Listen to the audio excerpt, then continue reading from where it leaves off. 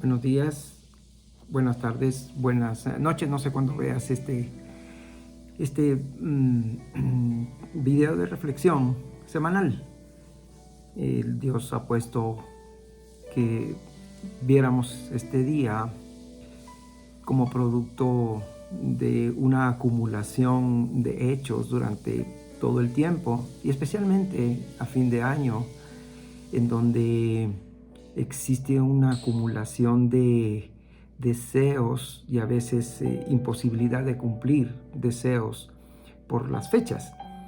La gente a veces se molesta y se enoja porque no puede alcanzar ciertos anhelos, ciertos proyectos, o él quisiera regalar o no quisiera regalar, o quisiera salir y no quedarse en casa. Si vemos las noticias del mundo, han estado los gobiernos tomando la decisión de cerrar nuevamente, poner toques de queda para evitar pues esta necesidad humana de querer estar con los familiares, con los amigos, disfrutando lo que desde mi punto de vista malamente llamada la Navidad, porque la Navidad no lo festejan por realmente el verdadero motivo, sino propicio para reunirse y regalarse. Está bien que hay que dar y todo, si ustedes pueden hacerlo, pero ese no es el verdadero motivo y esa no es la reflexión. El domingo, Dios mediante, estaremos hablando sobre el significado de la Navidad, por aproximarse ya esta fecha, ya el 24, que se festeja en el mundo cristiano. Pero el Señor puso que pudiera trasladarles alguna meditación con respecto al Salmo 37, el Salmo 37, y se los leo y dice así: ya no sigas enojado, y lo dice con signos de exclamación. Deja de lado tu ira, no pierdas los estribos, que eso únicamente causa daño. ¿Y dónde empieza esa explicación de ese Salmo? Ese cúmulo de circunstancias que hemos tenido, lo que van haciendo es acumulando un sentimiento de ira dentro de nosotros, que en determinado momento, si no lo controlamos, puede ser explosivo y lastimar a las personas que están a nuestro alrededor. Fue precisamente lo que David sintió cuando el rey Saúl lo perseguía para matarlo. Escribe ese salmo, de hecho se llama El Camino de los Malos, Salmo de David, si tú puedes leer el título del Salmo 37. Y él había experimentado en carne propia, David, precisamente esa injusta persecución de parte de Saúl. Y no solo él, el grupo de hombres que lo acompañaban podían sentir lo mismo, que injustamente los estaban persiguiendo para capturarlos, encerrarlos o matarlos incluso. Ese entorno en el cual estaba viviendo podía haberle dado motivo a David para sentirse con ira, sentirse con enojo, porque esa ira y ese enojo es el motor, para algunos la gasolina, el combustible que mueve ciertos pensamientos, actitudes y dichos de las personas para lastimar a otras personas. Y cuando ahí se va acumulando por una cosa insignificante, explota la persona y lastima a otra persona. No es la primera, sino que el cúmulo de esas inconsistencias las que lastiman a las personas. Sin embargo, David se había dado cuenta que era lo que causaba esa ira en el rey Saúl. Acuérdense que pensaban que él era loco, pensaban que esa furia, esa ira descontrolada hacía que tirara todo, que rompiera todo, que lanzara flechas, que lanzara espadazos, que lanzara físicamente, pero también con la boca, lanzara palabras que lastimaban a las personas que estaban en su entorno. La violencia e incoherencia en el comportamiento, ¿sí? No nos conduce a nada bueno. Y si nosotros vemos con cuidado ese verso del Salmo 37, veremos dos cosas que nos enseña David. Una es deja, es un mandato. Dejar es un mandato, deja la ira. Y el otro que me gusta muchísimo es abandona. Y en cualquiera de los dos casos los vamos a analizar rápidamente, pero solo quiero ampliar un poquito más en lo que significa ira. De acuerdo a los diccionarios y de acuerdo a lo que nosotros podemos investigar, la ira es una fuerte emoción que produce un agravio, escucha esto, un agravio real o supuesto. Porque muchas veces una persona piensa que otra persona está enojada porque no le contesta el saludo, porque se queda callada, porque no le pone atención. Entonces ese sentimiento interno, real o supuesto, es una ira. Ahora, se hace la diferencia en la palabra furor. O sea, la palabra ira es una cosa y el furor, fíjate, se relaciona más con el veneno, ponzoña y rabia. Veneno, ponzoña y rabia. Ese es el furor que te mantiene una actitud constante, permanente, continua. Como tener, dice su palabra, ¿verdad? La ira del Señor es por un momento, pero luego viene la calma, viene la paz y viene su amor. Entonces, ese furor es constante, ese furor no cambia.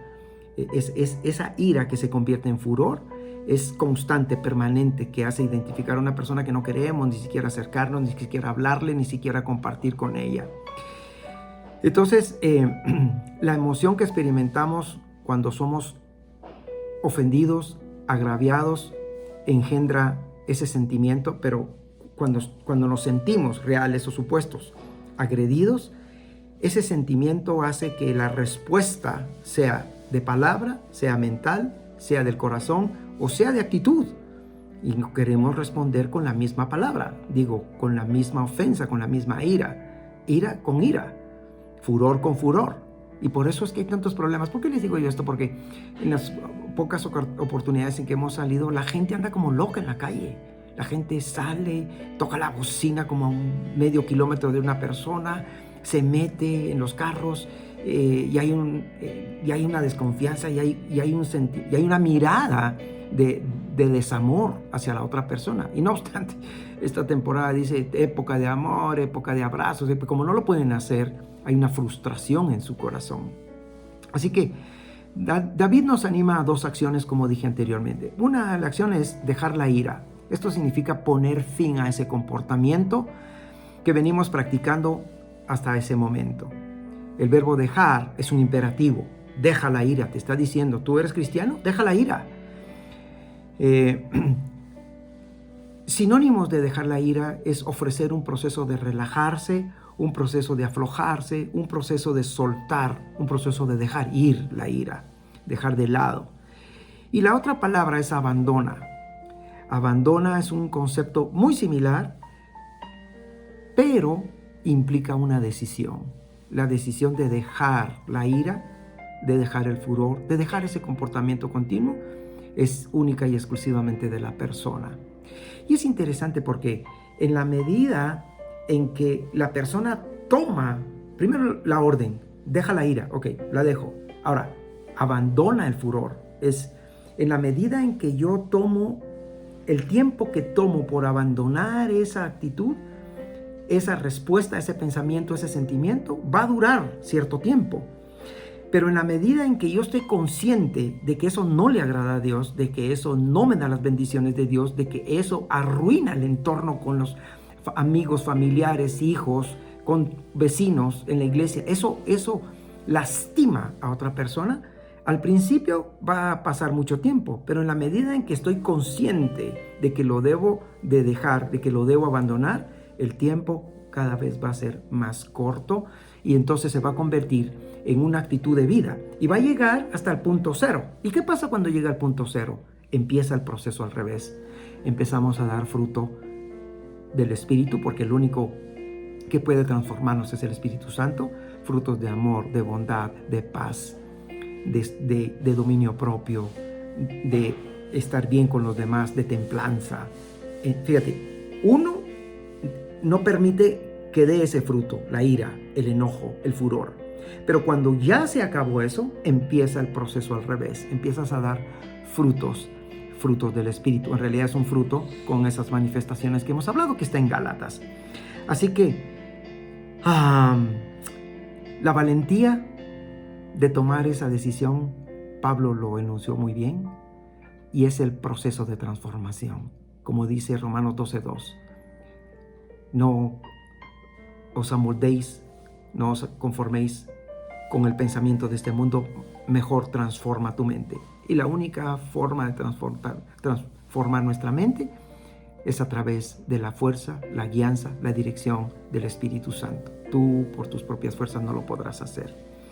Así que mi oración sea, mi petición y la enseñanza de este día es: no te inquietes, no te enojes porque otros sí pueden alcanzarlo. No te enojes, no te inquietes porque alguien te dice algo, te expresa algo o hace algo que te lastima. Empieza tú tu proceso de transformación para bendición en tu vida a través del Espíritu Santo. Oremos. Señor Jesús, hoy queremos pedirte perdón por las veces en que hemos traído deshonra a tu nombre con nuestro enojo. Nos comprometemos delante de ti a dejar de lado la ira, a relajarnos y confiar en que tú harás justicia a favor de tus hijos, de tus elegidos, de los creyentes. Descansamos en ti, oh Dios, que tu paz que sobrepasa todo entendimiento reine en nuestros corazones para que nosotros podamos bendecir, amar, servir al prójimo como tú lo dices en tu palabra. Que mis hermanos y mis hermanas que escuchen esta reflexión puedan, Señor, practicar, poner por obra, dejar de lado la ira, abandonar esos pensamientos, esas actitudes, esos sentimientos que solo traen destrucción y amargura a los demás y a él mismo o a ella misma. Por el precioso nombre de nuestro Señor Jesús te lo pedimos. Amén y amén. Que Dios te bendiga. Nos vemos Dios mediante el día domingo.